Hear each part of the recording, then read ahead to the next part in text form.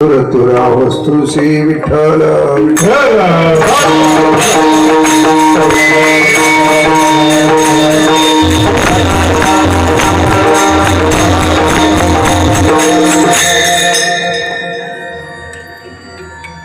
ज्ञानोबा तुकाराम भक्त परिवाराच्या वतीने 5 दिवसाचा सप्ताह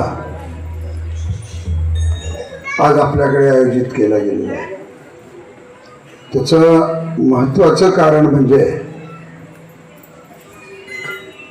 या वर्षीचा अधिक मास. थोडंसं चिंतन करून पुन्हा पुढे जाऊ. पहिले चिंतन असं आहे, आपल्या धर्मामध्ये, हिंदू धर्मामध्ये तारखेला महत्त्व नाही, आपल्याकडे तिथीला महत्त्व आहे. आपण आळंदीला जातो, तिथीवर जातो, देहूला जातो, तिथीला जातो, पंढरपूरला जातो, तिथीला जातो. तुमच्याकडून माघवारीमध्ये दिंडी निघते, तारखेवर निघत तिथीवरच निघते. पण एक सण असा आहे की जो तारखेवर होतो, तो म्हणजे संक्रांतीचा सण आहे. बाकीचे आपले सगळे सण जर तुम्ही अभ्यास केला तर हे सगळे तिथीवर निघतात, तिथीवर.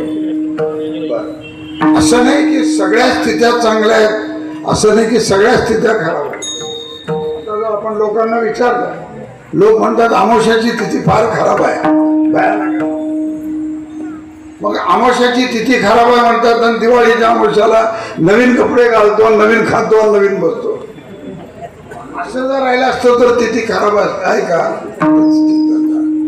बर, आता जर घरी आम्ही बघतो ना, तर कधी कधी खूप दिवस आम्ही असं बाहेर फिरून गेलो, घरी गेलो की आईला म्हणतात आम्ही भाकरी जेवायची. आई म्हणते आज नको रे, आज अमावस्या आहे, भाकरी नको. वेळामुशीला काय खातो तुम्ही?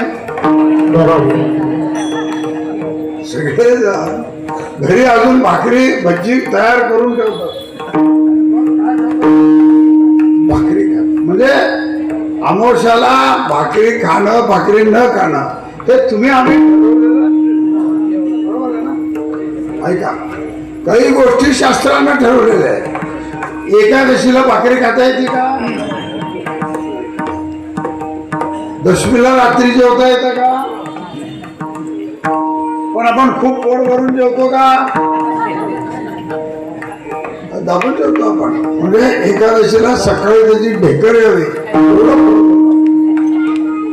म्हणजे आपल्याकडे काय आहे, आता बघा तुम्ही, लोक म्हणतात महाराज पौर्णिमेची तिथी सापडली, आज चांगली झाली म्हणते. पण या पौर्णिमेमध्ये सुद्धा एक होलाष्टक असतो. होलाष्टक अष्टमी, नवमी, दशमी, एकादशी, द्वादशी, त्रयोदशी, चतुर्दशी आणि पौर्णिमा, याला अष्टक म्हणतात. अष्टक. जरी आपलं कुठलंही काम फाल्गुन मासातलं करायचं असलं तर मागे पुढे आपण करतो, पण या अष्टकात करत नाही. आणि ज्यानं अष्टकात केला त्यानं नापास झाल्याशिवाय आपण त्याच्या, आता मला त्याच्या खोलात जास्त जायचं नाही आहे. तसा आज आपण अधिक मासासाठी इथं आलो. मला काल एक जण म्हणलं, पंढरपूरला काल एकादशी होती, प्रचंड गर्दी होती. काय महाराज म्हणला, अधिक मासाचा फार पवित्र पुण्य महिमा. म्हणला अधिक मास हा पवित्र नाही आहे. अधिक मास हा मलमास आहे. मलमास, मल म्हणजे पाप, पापाचा महिमा. म्हणून आपण काय करतो, आता काल एक जण कधीच पंढरपूरला नाही येणार माणूस पंढरपूरला आला, त्याला आमच्या मठात आला. मला म्हणला महाराज काही कराकडे. म्हणलो काय सांग? काही नाही, मी कधीच पंढरपूरला येत नाही. म्हणला अधिक मासातली एकादशी आहे, खूप मोठी एकादशी आहे म्हणला, आणि मला दर्शन करावं. म्हणलं अधिक मासाच्या एकादशीचा संबंध आमच्याशी, तुझा काय? तू कधी एकादशी करत नाहीस, कधी पंढरपूरला येत नाहीस, मग तुला काय म्हणून दर्शन द्यायचं? किती कधी हुशार बघा आमच्या लोक, कधी काय बनवून समोरच्याला उल्लू करतील हे सांगता येत नाही. महाराज तुम्ही मला पांडुरंगाला सोडा, पांडुरंगाच्या पायावर मी डोकं ठेवलं की पांडुरंग म्हणते की पुढच्या अधिकाची एकादशी तू कर. म्हणजे 3 महिने वर्षाच्या पुन्हा एकादशी सुट्टी असंही म्हणणारा एक वर्ग आहे. म्हणजे पहिलं काय, हा मलमास आहे. हा मल का ठरला असा आहे. 2 शब्द आहेत, एक मल आणि दुसरा विमल. विमल म्हणजे पाप रहित, मल म्हणजे पाप सहित. त्या मलाला नाश करायचा. व हा मलमास का ठरला, तुम्ही जर प्रत्येक महिन्यात जर बघितलात तर एखादी तिथी ही रिक्त असते. रिक्ता तिथी म्हणजे काय असते, 2 तिथ्या मिळून जर एक तिथी आली की ज्या 2 तिथ्या पडतात त्याच्यातली एक तिथी बाजूला पडते. तुम्ही 3 वर्षाचं जर गणित घातलं, 3 वर्षाचं जर गणित घातलं तर किती तिथ्या पडतात? 33 तिथ्या पडतात. 33 तिथ्यातल्या किती तिथ्या घेतात? आहेच की अधिक मास तुमच्या डोळ्यासमोर.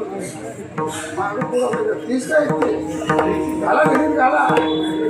हा असं सांगा होतं बघा. म्हणजे काय झालं, थंड ती पूजा झाली, घंटी वाजवली, तिथे एक मुलगी बसली होती. मला ती म्हणली, महाराज व्हॉट इज दिस? आता बोलो दिस इज घंटी.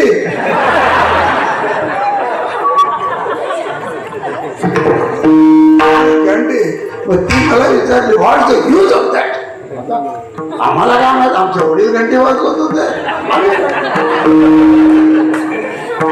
ऐकता पाहिजे, आमचे वडील वाजवत होते, आम्ही वाजवतो. बाई ती मुलगी 14 वर्षाची मुलगी अमेरिकेची. त्या मुलीचं नाव नीना लाल. मग तिचे वडील आले, ते डॉक्टर होते. तिथे मोठा डॉक्टर आहे. म्हणजे सेंट लुईसला भारतातला सगळ्यात मोठा डॉक्टर डॉक्टर रूपलाल म्हणून होते. मला अमेरिकेला बोलवलं होतं. मग त्याने आले आणि बसले. मला म्हणले, Maharaj you should have to explain. आता मला वाचायचं मग, म्हणून महाराजांनी आपल्याला पहिले सांगितलं अर्थे विण पोथी. आता दोघं एवढं पक्वा सुंदर वाजवतात.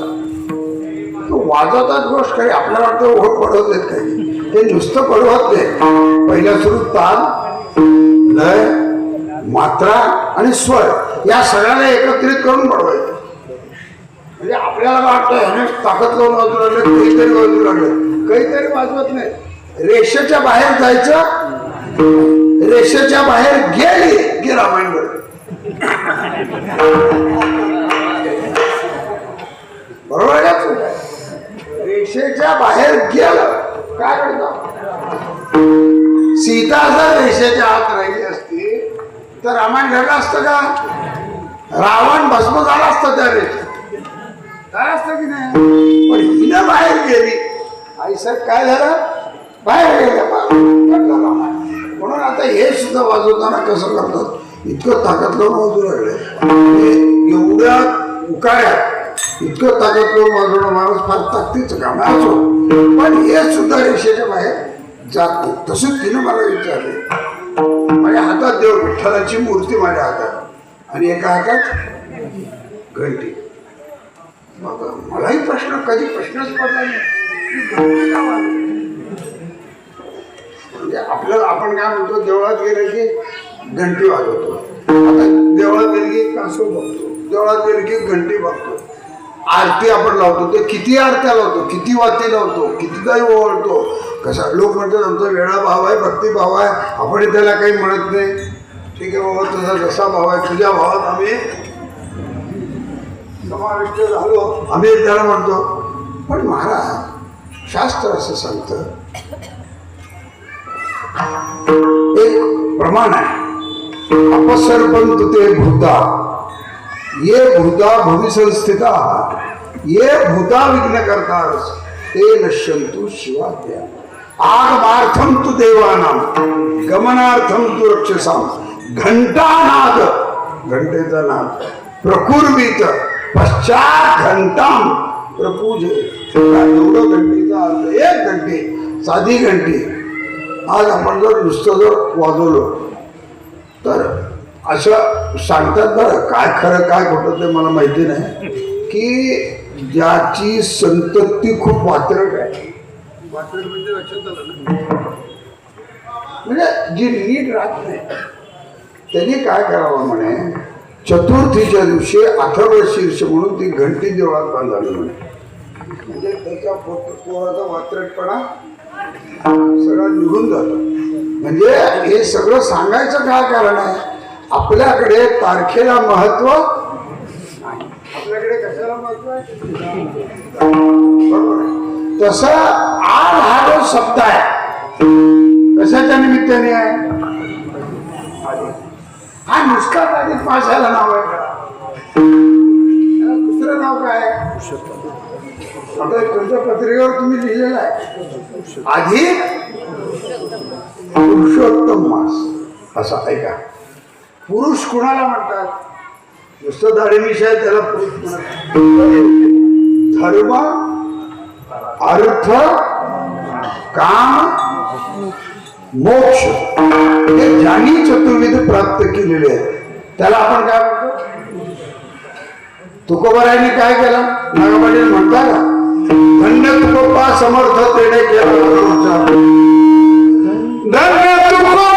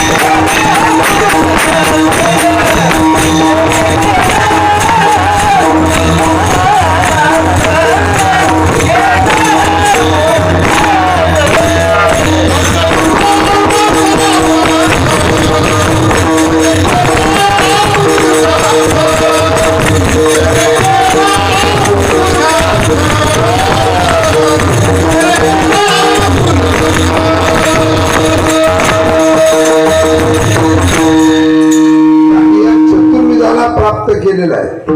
आता त्याच्या बाबतीत बोलत नाही, पुन्हा अभंगाला उशीर होईल. धर्म अर्थ काम आणि मोक्ष म्हणजे आपल्या रुद्रामध्ये एक सूक्त आहे ज्याचं नाव आहे पुरुष सूक्त. पुरुष सूक्त, त्या पुरुष सूक्तातला पहिला सूक्त असा आहे,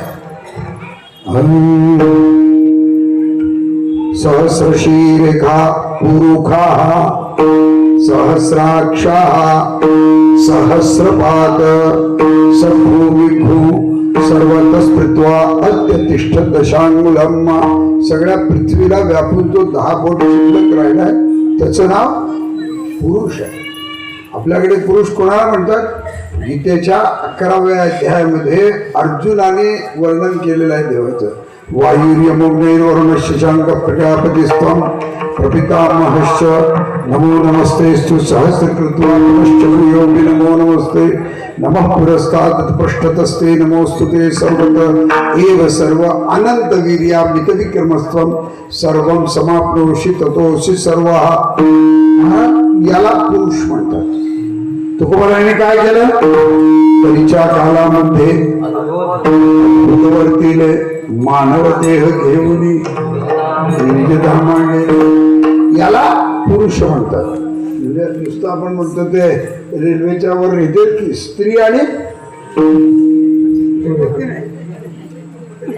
तिकीट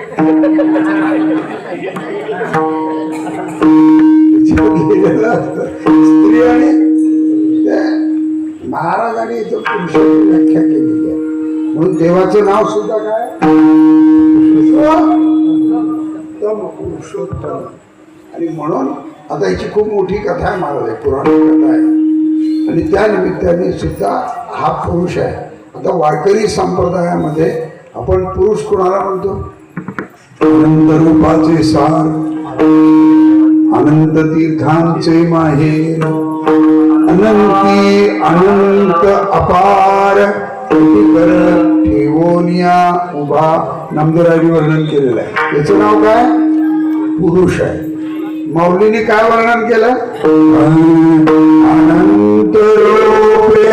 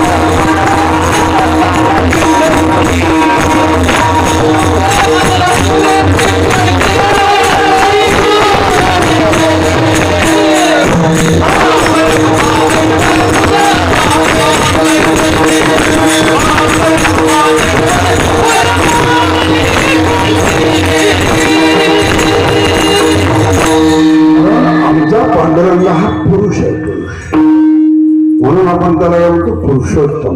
त्याचा पुरुष कुठं कुठं आलाय? विष्णू सहस्रनामामध्ये पुरुष कसा आलाय? 24 नावात पुरुष कसा आलाय? हा एक स्वतंत्र चिंतनाचा विषय. नमो सुनंदाय सहस्रमूर्तये सहस्रपादाक्षी शिरोर्भावे सहस्रनामने पुरुषाय शाश्वते सहस्रकोटी युगधारिणी नमो नमः. म्हणून याला पुरुषोत्तम असं म्हणतात. तिसरं याला नाव खूप छान आहे. काय? धोंड्याचा काय नाव? धोंड्याचा. काटा कशाने काढतो? काट्याने काढतो. मग धोंडा कोणाला खाऊ घालतात?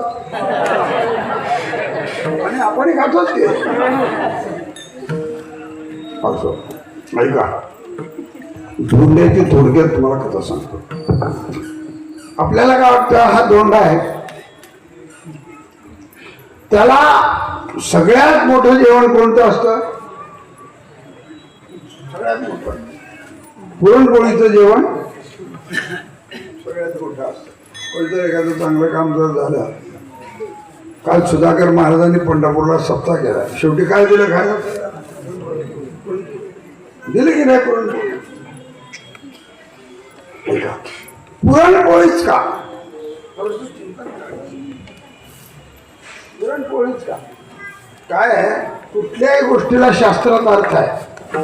नुसतं दिलं तर ते चालणार नाही, त्याला काहीतरी अर्थ आहे. पहिल्या स्रोताने काय सांगितलं, पुरणपोळी द्यायची. पुरणपोळी काय द्यायची, त्याचं पहिलं कारण असं आहे, पुरणाला डाळ कोणती वापरली जाते असं सांगतात. मी आज अजून एक सांगतो, सुधाकर महाराज कीर्तनात सांगू नाही लागते, पण एक महत्वाची आहे म्हणून तुम्हाला. ज्याला कोणाला प्रचंड मोठ्या प्रमाणात कर्ज झालेला आहे, कर्ज दोन गोष्टी करायच्या. एकादशीच्या दिवशी पांडुरंगाच्या पायावर, कोणाच्या पायावर, पांडुरंगाच्या पायावर हरभऱ्याची डाळ आणि 7 पिवळे फुलं व्हायचे, दुसरे नाही. कोणते, आता ते का व्हायचे ते सांगतो तुम्हाला. आणि दुसरं, पिंपळाच्या झाडाखाली राहू काळामध्ये हरभऱ्याची डाळ घालायची. तुम्हाला सगळ्यात पहिले पुरण खायला डाळ कोणती घ्यावी लागते, म्हणजे तुम्हाला गुरुचं बळ किती प्राप्त होते तुम्हाला पहिली गोष्ट. दुसरी महत्वाची गोष्ट, त्याच्यात गुळ घालावा लागतो. गुळ हा मंगळाचं प्रतीक आहे म्हणून गुळ घालावं लागतं. गव्हाचं पीठ घ्यावं लागतं. पीठ असतं पांढरं आणि गहू कसे असतात, लाल असतात. सूर्याचं दान करायचं असलं तर गहू घ्यावे लागतात आणि चंद्राचं दान करायचं असलं तर पीठ घ्यावं लागतं. दोन्ही एकत्रित येतात, बरोबर आहे की. हे सगळे एकत्रित आले. त्याला काय करावं लागतं, आणि नंतर वाटावं लागतंय, पहिले त्याला तिंबावं लागतंय. हो, कणिक तिंबावं लागतं. मग हरभरा तुम्ही काय करता, त्याला अग्नी देऊन त्याला शिजवता. वेदात असं सांगितलंय, अग्निर्मूर्धा दिवह ककुत्पती पृथिव्या अयम अपाघुरेता कुसजिन्वते. आपण म्हणतो की नाही सकाळी, शुभम करोति कल्याणम आरोग्यम धनसंपदा शत्रुबुद्धी विनाशाय दीपज्योतिर्नमोस्तुते. दीपज्योति परब्रह्म दीपज्योतिर्जनार्दन दीपो हरति पापानि संध्या दीप नमोस्तुते. भो दीपदेव रूपस्वं ज्योतिषां प्रभ्रव्यय आरोग्यम देहि पुत्रांश सर्वान् काम्यांश देहि मे. दीपपूजन शास्त्रामध्ये सांगितलं गेलेलं आहे. म्हणून खाली काय असतं, अग्नी असतो. अग्नीवर काय असतं, तवा असतो. तव्यावर काय असते, पोळी असते. बरोबर आहे. तिकडे इकडे विठ्ठल विठ्ठल विठ्ठल.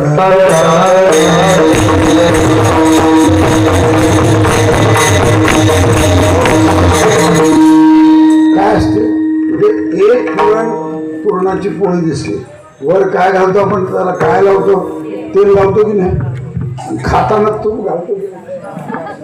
म्हणजे एक पोळी जर खाल्ली आणि त्याचे बायका आता काय करतात, धोंडे करतात, धोंडे.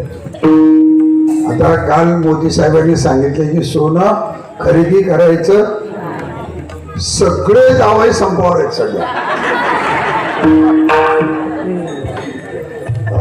सगळे जावई. आज मी आता सोलापूरला इथं दुपारी ते पूर्व भागात गेलो होतो एकाकडे महाप्रसादाला. मग म्हणलो का जावं यायला नाही जेवायला, ते म्हणजे सगळे लेखी आलेत महाराज जावं का नाही, आम्ही सोनं घालणार नाही असं जाहीर केलं म्हणून ते आलेच. ऐका, आपण सोनं घालतो, जावयाला घालतो, गुरुला घालतो, संताला देतो. का देतो, आयुष्यात सगळ्या धातूला कीड लागते, लागते की नाही. जर्मन गंजतं की नाही, लोखंड गंजतं की नाही, पितळ गंजतं की नाही, तांबू गंजतं की नाही. सोनं जर आमच्या पूर्वजानं पुरून ठेवलं नाही, पण जर ठेवलं, आज आम्हाला त्यांनी घेत असताना काय 10 रुपये 20 रुपये तोळा असं, आज काय भाव झालाय तुम्हाला माहिती आहे? 1.5. अहो आहे, कमी सांगितलं तुम्ही. अहो कमी सांगितलं. आजचा करंट रेट विचारा, जे व्यापाराला माहित नाही ते मालकाला माहिती आहे. म्हणून तर लोक मला धरून डोकू लागले. विरोधाचा भाग सोडा. आज महाराज इतकं ते सोनं महाग झाले. जर 200 वर्षानंतर सुद्धा जर सोनं जमिनीतून काढलं आणि मी बाजारात घेऊन गेलो, मला आजची किंमत मिळाल का त्यावेळेसची किंमत मिळाल? आजची किंमत. मग सोनं धातूच असा आहे, कधीही कीड लागत नाही, कधीही गंज लागत नाही. मग सोनं कोणाला घालावं लागतं? तुम्हाला आलंय वाटतं पवार सोनं. पवाराला सोनं आल्यासारखं दिसतंय. अजून व्हायचंय का? सप्ताह संपलं की जाऊन घेणार. नाही ते काय नगरसेवक आहे तिथं घालतेली. अरे मग ते सोनं धातू असं आहे. काशीच्या जगद्गुरूने मी 2000 साली सहस्त्रचंडी केली. त्यावेळेस त्यांनी मला त्यांच्या बोलतले अंगठी काढून. मग मी आमच्या आई वडिलांच्या जगद्गुरू म्हणलो, काय योग आहे तुम्हाला जैनी महाराज अंगठी घालू लागले वडिलांना. मी म्हणलो ही अंगठी उभी सहज घालत नाही. सोन्यासारखे आई वडील मिळाले म्हणून आयुष्यभर सोन्यासारखी कृपा माझ्यावर राहिली म्हणून त्यांना आपण सोनं दान करतो. आम्ही आमची सोन्यासारखी मुलगी तुम्हाला दिली. तुम्ही तिला मारू नाही, शिव्या देऊ नाही, तिला ताप देऊ म्हणून आम्ही तुम्हाला काय घालतो. हिनं काय म्हणतं अंगठी घालून घ्यायचं, घालून घ्यायचं. आज तुझ्या बापानं फक्त अर्धा सोडा आणि ह्यानं ह्याच्या बहिणीला अर्धा बी घालत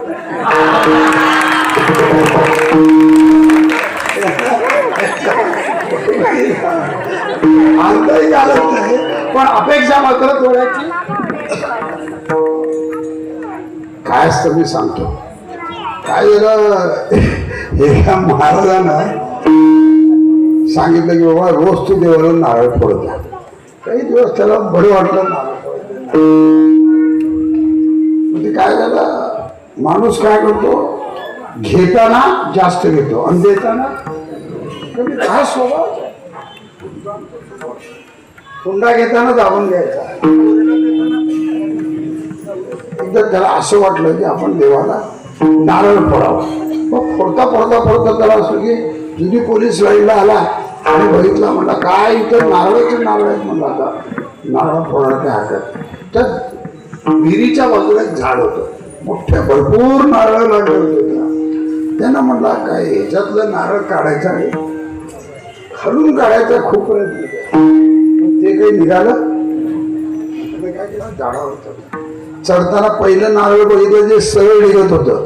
त्याने म्हणलं हे कशाला, सगळ्यात मोठं नारळ तोडा म्हणून ते मध्य भागात होतं, ते काही नारळ तुटत नाही. त्याला काय केलं, खालून एक एवढं पोरं होतं ते बघत होतं. म्हणला ये ये ये वर ये, तुला एक नारळ देतो म्हणला. त्या नारळाच्या लालचीने ह्याने वर गेला. दोघंही वर गेले आणि दोघं मिळून त्या नारळाला तोडू लागलं. ते खालचं पोरं जरा वात्रट होतं. त्यानं काय केलं, त्याला घेतलं ढकललं तिकडं झालं. ढकलताना तेही विचित्र होतं. त्यानं दोन्ही पायाची आडी घेतला, एकचाही पाय त्याच्या हातात. ते दोघांचं वजन त्या नारळाला भरपूर झालं आणि दोघंही नीट निघाले, खाली विहिरीत पडले आणि दोघांनाही पोहता येत नाही. म्हणून नेहमी सांगत असतो, फुकट्या मरणारा कधी एकटा मरत, एकाला घेऊनच मरत असतो. एकाला तसं हा अधिक मास आहे, याच्यात आपण धोंडे घालतो. आता परवाच्या दिवशी 8-10 दिवसाखाली लातूरला जेवायला गेलो. मग आम्ही बरेच जण होतो. त्याच्यात 33 लोक, 33 एकीकडे 33 वारकरी, एकीकडे 33 ब्राह्मण, एकीकडे असे भरपूर लोक होते जोडपीला. मग त्याच्यात त्या बाईनं काय म्हणली, महाराज त्या धोंड्यामध्ये सोनं घालून ते आता ज्याच्या नशिबाला येईल ते येईल. आता सगळे आयटम सोडले.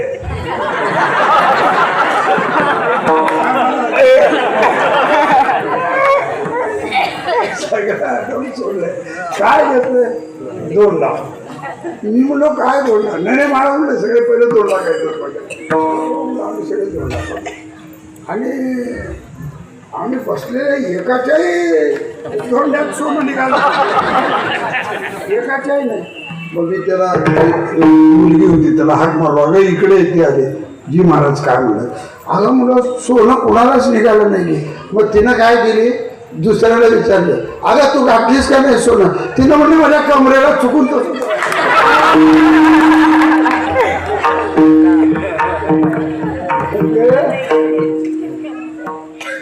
आस कशी असते बघा, आशा आपण सोन्याच्या नादाने धोंडा न खाणारा माणूस धोंडा खाला. त्याच्यामुळे सोन्याच्या आशेत तसा हा धोंड्याचा महिना आहे. या महिन्यात जास्तीत जास्त काय केलं पाहिजे? आपला जो गुरुनी तुम्हाला दिलेला जप आहे, नामजप, हा नामजप रोज कमीत कमी 21,600 जपला पाहिजे. ज्याला अजपात जप असेल. आम्ही फक्त एकादशीला जपतो, रोज जपणं होत नाही, इकडं तिकडं पळापळी राहतो. मग रोज कमीत कमी 21 माळ जपल्या पाहिजे. 21 जमलं नाही, 11 जमलं पाहिजे. आता आमच्याकडे दीक्षा घ्यायला, माळा घालून घ्यायला लोक आले की पहिले चालतात, महाराज मंत्र रोज जपावा लागतो का? मग मी त्याला विचारतो, श्वास रोज घेतो? तो मला हो महाराज. मग मी लोक मंत्र रोज जपला पाहिजे. आता त्याची नियमावली आम्ही सगळी सांगत असतो. म्हणून काय करायचं, जप जपला पाहिजे. दुसरं काय केलं पाहिजे, दान केलं पाहिजे. ऐका, असणाऱ्यालाच दान द्यावं असं नाही, गरीबाला दान द्या, गरजू लोकांना दान द्या. कुणाला ज्याला पुस्तकं पाहिजे त्याला पुस्तकाचं द्यान द्या. कुणाला ट्युशनला पैसे नसतील तर त्याला ट्युशनच्या 1 महिन्याचे 2 महिने तुमच्या ताकदीनं द्या, 3 महिन्याचे पैसे द्या. हो. आता आम्ही काय करतो सांगतो. म्हणजे आता आमचं या महिन्यात कसं आहे, जितकेही काही आता आमच्या औषध गरीब लोकांचे डिलिव्हरी झालेले, बाळंतरित झालेले, त्या सगळ्याला 1 महिना आम्ही दूध देतो. काय देतो? सगळ्याला अर्धा किलो तूप देतो. किती? आता 1 किलो असतो, पण ते सगळं केलेलं टिकावं लागतं. माणसं जास्त आले तर म्हणून असा काहीतरी एक चांगला नियम करून घ्यायचा. दान दिलं तर आमच्या सरकारने दिलं तर पुन्हा आम्ही घेणार अजून घेणार. त्याच्यापेक्षा गरजूला दान द्या, गरजूला द्या, निश्चित दान द्या, सेवा करा. कुठल्या लोक म्हणतात, आता मला आज व्हॉट्सअपवर मेसेज आले, मला पंढरपूरला सेवा करायची इच्छा आहे, आम्ही येऊन पंढरपूरला सेवा करा. अरे पहिले तुमच्या गल्लीतला जाऊन देऊ शकतो का? पहिले तुम्ही तुमच्या गल्लीत जावा, तुमच्या गल्लीत बघा, तुमच्या गल्लीतला देऊ असं चक्क करा की दुसऱ्या लोकांना वाटलं पाहिजे की ह्या काय म्हणजे या लोकांनी निर्माण केलेलं आहे. असं करा. आपल्या गल्लीत तिथं जो कोणी मागणारा बसला असेल त्याला दान देऊन त्याला संपून टाका. आणि प्रत्येकाला मला सांगावं की भगवंताचं नामस्मरण हे नित्यनेमाने करा. राम रामेति रामेति रमे रामे मनोरम सहस्र नाम तत्तुल्य. राम नाम राम नामाचा काही जरी शेवटी जमलं तरी एक नाम घेत चालावं. राम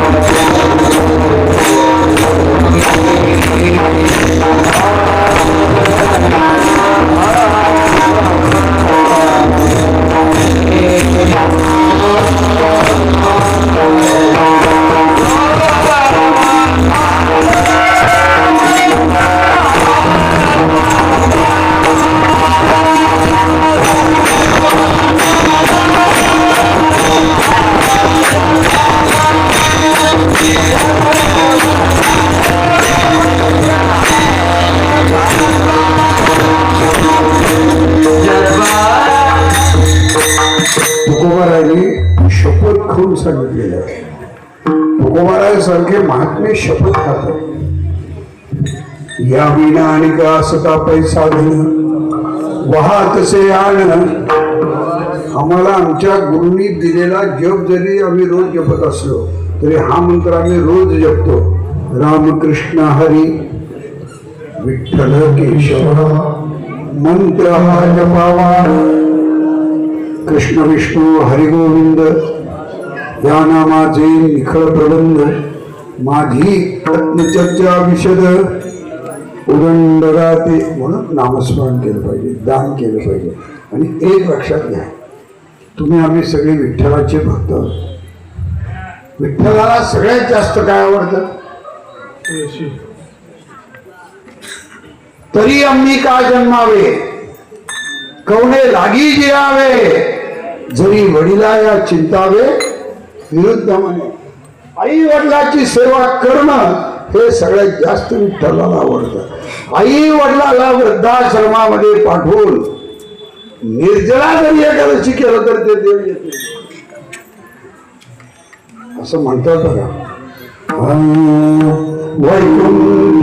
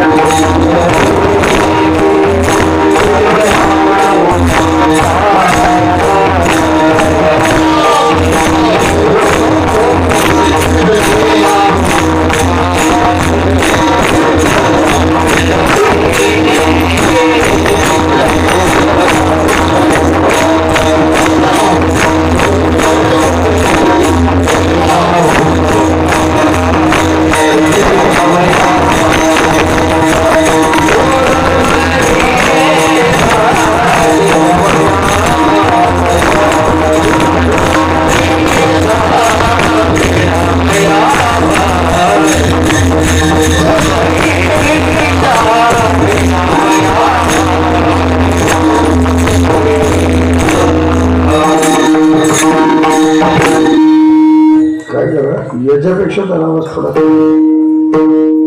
काय झालं, मला दिलाय तुम्ही 75%, त्यांना दिले 100%. ते का वाजू लागले मी काय म्हणू लागलं ते मराठ्यानं केले का नाही भरतार एखादी ते काय नवीन म्हणायचे. सुधाकर महाराज मंडळामुळे मी काही शिवाय दिला माणूस टिकत नाही. बरोबर आवाज बरोबर करा त्याचा. काय आहे, गायन असं म्हणलं पाहिजे की समोरच्याला जाताना अभंग पाठ करून ते इथून गेले पाहिजे. कळलं पाहिजे त्यांना आपण काय म्हणतो ते. माझंच कळलं मला काय म्हणू लागलं. आलेल्या प्रत्येक माणसाला अभंग कोणता इथंच कळलं पाहिजे. असं हे आजची परंपरा नाही आहे, तुकोबारायांनी निर्माण केलेली परंपरा आहे. असं म्हणून नामस्मरण करा, दान करा, आई वडिलांची सेवा करा. आई आणि वडील जर समाधान राहिले, पुण्यग्राह वरून वैकुंठातून आले की नाही, आपल्याला लोक काय म्हणतील तिथं बघायचं नाही. आई वडिलांची सेवा करा. एक मजा सांगतो तुम्हाला. परवा एक खूप मोठा माणूस मला भेटला. मग भेटल्यावर गाडीत चालले होते. मग मला बघून थांबले, तो नमस्कार केला. म्हणजे एक जण कुठं असं गबाळा माणूस मग मी त्याला 3दा विचारलं ते कोण आहे रे, कारण मला सवयच आहे. मग मला वाटलं कोणतरी शेतातला आहे का, तिचे वडील आहेत, कोण आहे. तो शेवटपर्यंत सांगायला तयार झाला. मग मी थोडासा खुसपट काढलो. मग मी त्याला गाडीत बसल्यावर गेलो. गाडीत बसल्यावर त्याचा गेलो, तिथं तो माणूस बसला होता. त्याला म्हणलो आप कौन आहे, तर म्हणला मैं इसका बाप हो. स्वतःच्या वडिलाला वडील म्हणायला सुद्धा पैसे आल्यावर काही काही लोकांना म्हणायला लाज वाटते. आपला हिंदू धर्म, हिंदू संस्कृती हे शिकवत नाही. मातृदेवो भव, पितृदेवो भव. सगळ्यांच्या बरोबर आई आणि वडिलांच्या आपण पायाची पूजा करतो, इतकं लक्षात घ्या. माता पितृ चरण कमले भिरून महा, इतकं आपण त्याचं वर्णन करतो. आणि तुमचं कितीतरी जन्माचं पुण्य आहे. लोक पंढरपूरला वारंवार जातात. आम्ही किती लांबून लांबून येतात. कोण तेलंगणावर येतो, कोण आंध्रावर येतो. तुम्ही कुठून जाता, किती वेळात पोहोचता? नाही, डोळे बंद करून उघडा पण पंढरपूर. आता रस्ते तसे झाले आणि गाड्या. आणि कसं आहे, तुका म्हणे आम्हा अनाथा कारणे पंढरी निर्माण केली. आमच्यासाठी पंढरपूर हे निर्माण केलं. अधिक मासात 1 दिवस तरी जाऊन लाईनीत थांबून महाराजांना फोन न करता एकदा तरी दर्शन घ्यावं. अहो असा पांडुरंग आहे, धनीन पुरे गाता, रूपदृष्टीने हाळिता, बरवा बरवा पांडुरंग, गांधी सावळी सुरंग विठोबा.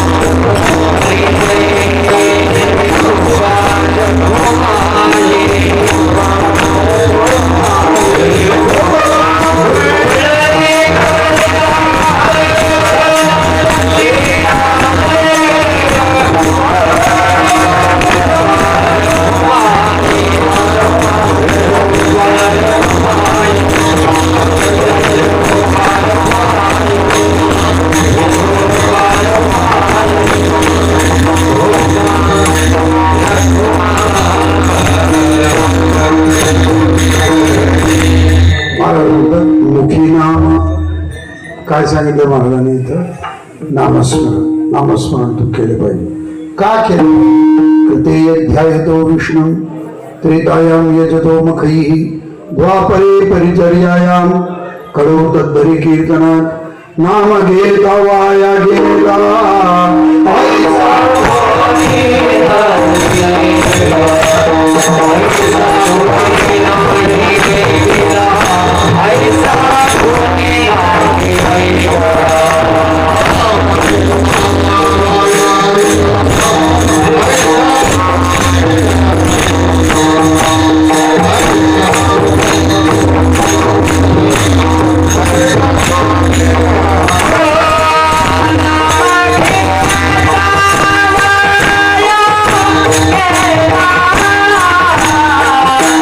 I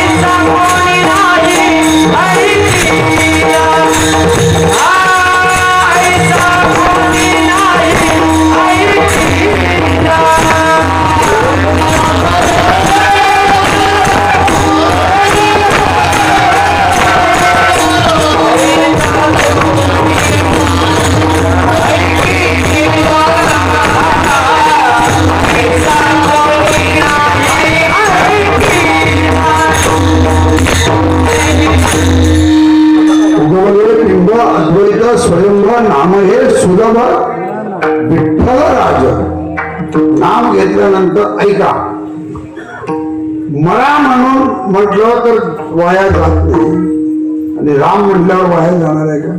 ओळीयाची कीर्ती वाढली गहन, केले रामायण रामा आधी. म्हणून महाराज असं म्हणतात, मला मला मला म्हणून एक राम तयार होतो. मला मला मला म्हणून एक राम तयार होतो. म्हणून महाराज काय म्हणतात, हरी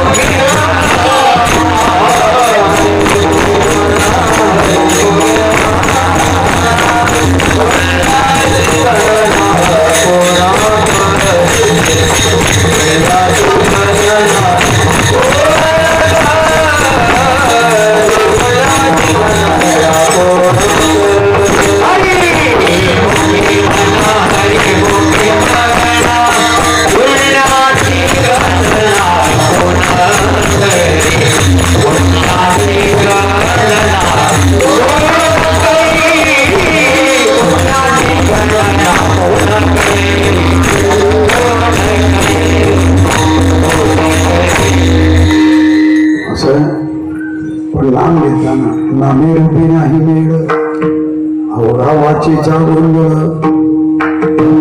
महाराज असं म्हणतात, नाम घेताना काय पाहिजे? चित्ती तुमचे पाय डोळा, रूपाचे ध्यान, अखंड मुखी नाम तुमचे वर्ण गुण. मला तो कर्मे फिरे, जीव फिरे मुख नाही, म्हणून वाहतो चहु दिशावर, यही तो सुमिरन नाही. म्हणून महाराज म्हणतात, चित्त एकाग्र करा, भगवंताचं नामस्मरण करा, मुखातून नाम घ्या, अखंड नामस्मरण करा. म्हणून वारकरी संप्रदायामध्ये जर सगळ्यात महत्व जर कशात आहे तर भगवंताच्या नामस्मरणामध्ये. दिंडी निघाली, आपण काय म्हणतो? रामकृष्ण आहे. दिंडी निघाली, आपण काय म्हणतो? ज्ञानोबा तुकाराम. आपण दुसरीकडे काही म्हणत नाही. आपण सवय पाळतो का? नाही. आपण गौरव पाळतो का? नाही. आपण काय करतो? फक्त भगवंताचं नामस्मरण घेतो. पवित्र ते कुळ, पावन तो देश, जिथे हरिचे दास जन्म येते. म्हणून देव जो अखंड नामस्मरण करतो त्याच्या पायावर डोकं ठेवतो. म्हणून आपण काय म्हणतो? मस्तक हे पायावरी देव चिरज चरणीची माती, धावत चालती दयाच्या चिंतने धरतील दोषी, जळतील राशी पातळ्यांच्या. म्हणून मुखातून तुला काय आलं पाहिजे? नामस्मरण आलं पाहिजे. येतं का? येतं. पण आलं तर मन लागतं का? 10 मिनिट गेले की असं माळ काढताना बघतो झाले.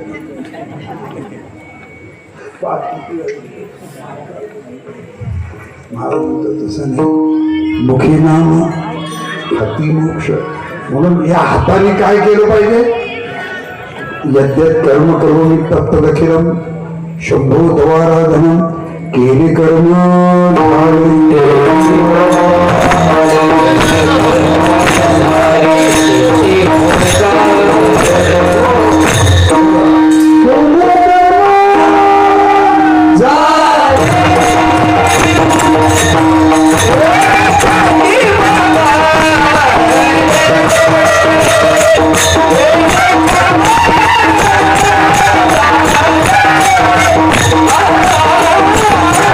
Viva!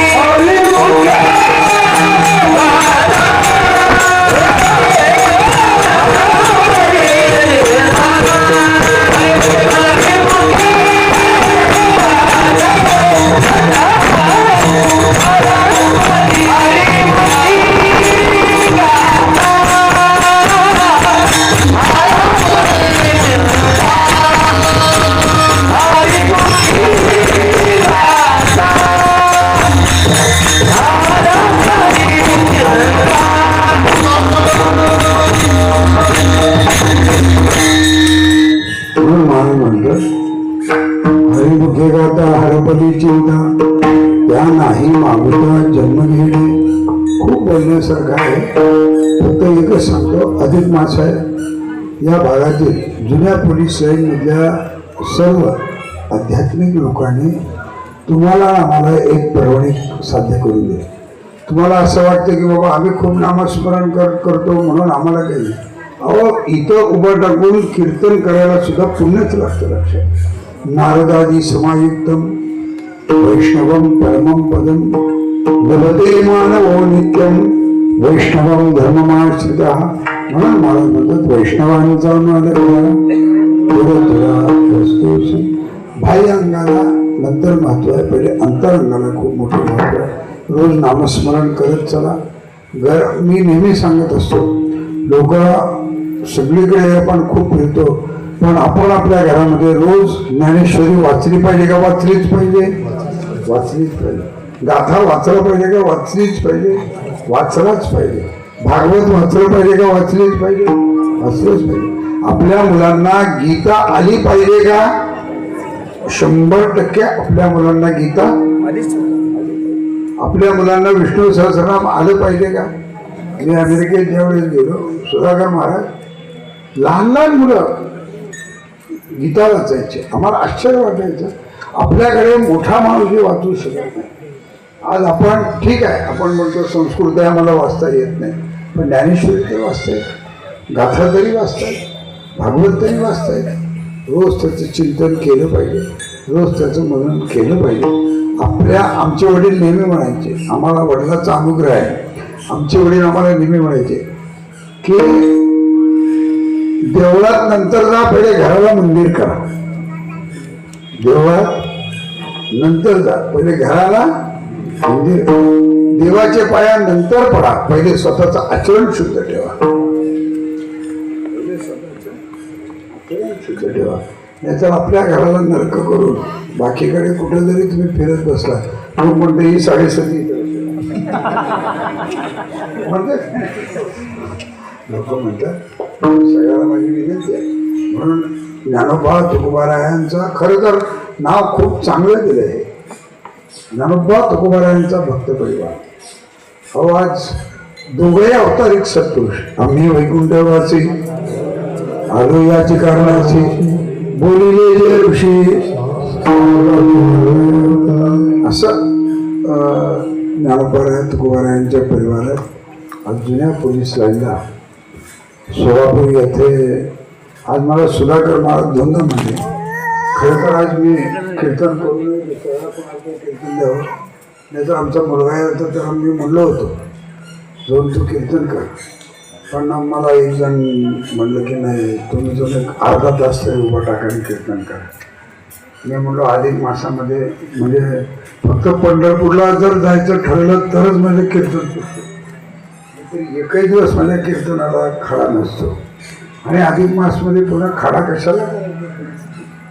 नामस्मरण नाही घडलं तरी चालेल, एक कीर्तनाची सेवा झाली तर दिवसभर नामस्मरण केल्याचं पुण्य पदार्थ पडत आहे.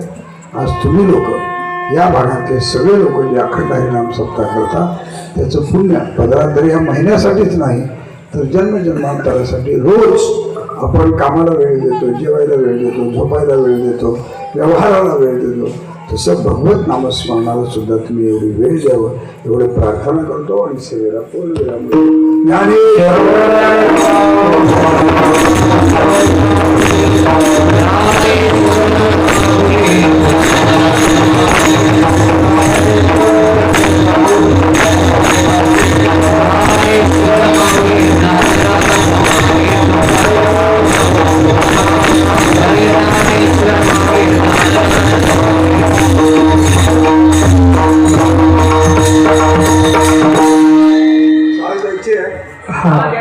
द्यायचे.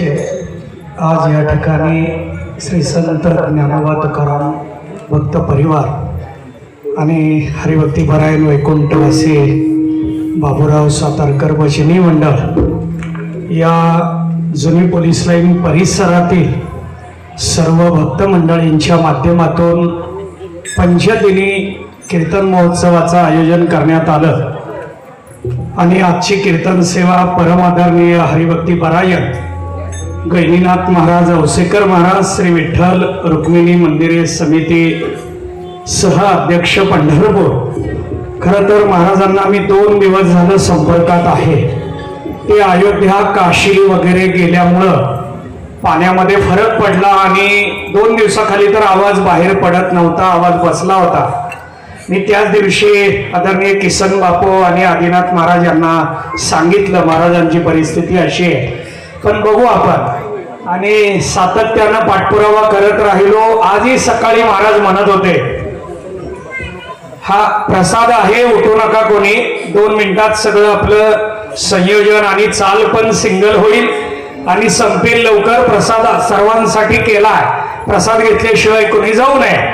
महाराजांना मला एक सांगायचं आहे की या जुनी पोलीस लाईन मधील सर्व तरुणांनी एकत्रित येऊन या सत्याचं आयोजन केलंय. किरण भैया असतील, आदिनाथ महाराज असतील आणि त्यांच्याबरोबरची बाकीची सहकारी मंडळी.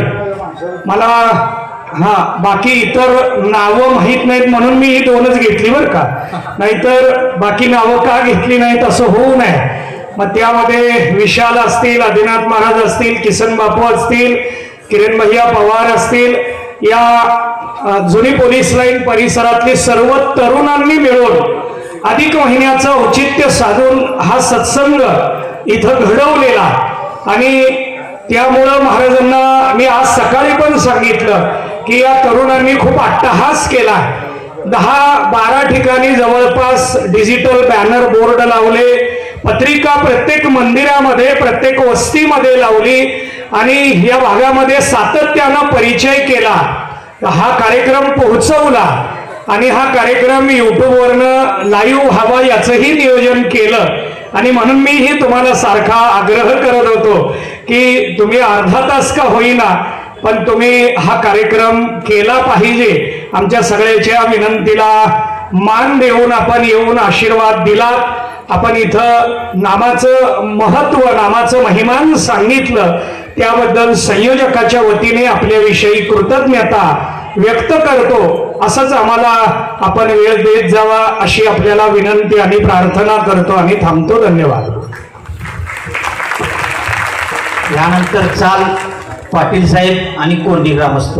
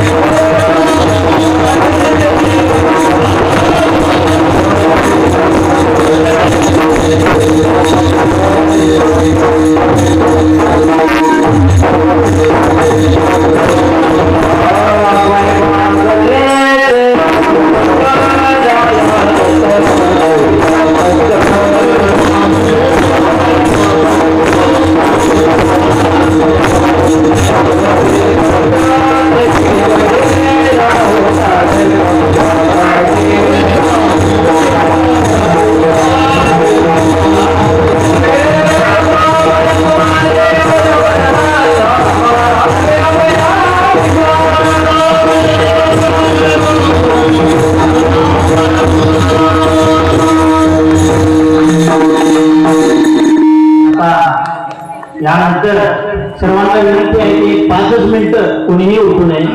आज आपल्या इथे संत ज्ञानोबा तुकाराम भक्त परिवाराच्या वतीने या अधिक महिन्याच्या पुरुषोत्तम महिन्याच्या कार्यकालामध्ये 5 दिवसीय आपण हा कीर्तन महोत्सव आयोजित केलेला आहे. आजची कीर्तनाची सेवा आज खरं पाहता प्रत्यक्षात आपल्याला बाबांच्या रूपाने भगवान पंढरीश परमात्म्याचं दर्शन झालेलं आहे. त्याबद्दल मी बाबांची इथं शतशः करुणी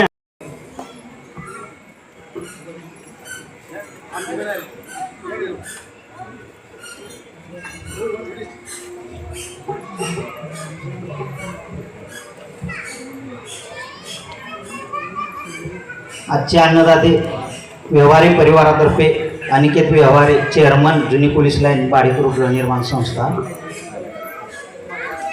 महाराजांच्या हस्ते त्यांचा सत्कार व्हावा.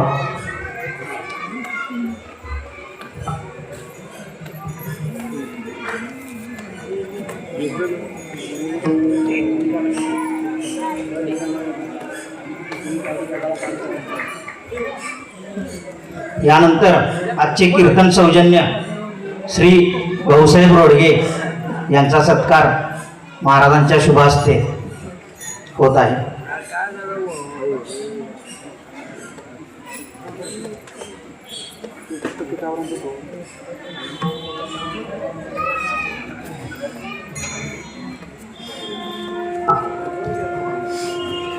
यानंतर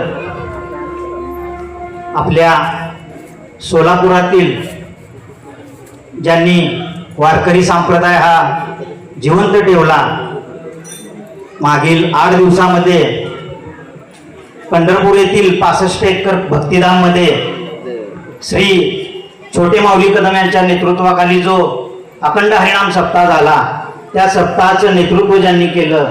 खरं तर आम्ही तिथे गेलतो बघायला, आमच्या डोळ्याचे तिथं पारणे फिटल्यावणी झालं.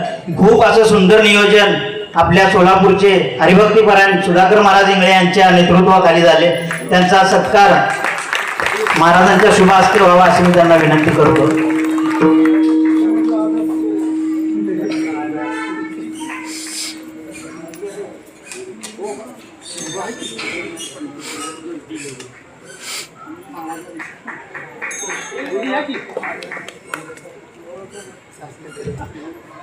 यानंतर महाराजांबरोबर जे आलेले आहेत हरिओम पाटील महाराज कोरनूरकर आणि आदिनाथ महाराज पाटील कोरनूरकर यांना विनंती करतो की त्यांनी महाराजांच्या हस्ते सत्कार स्वीकारावा.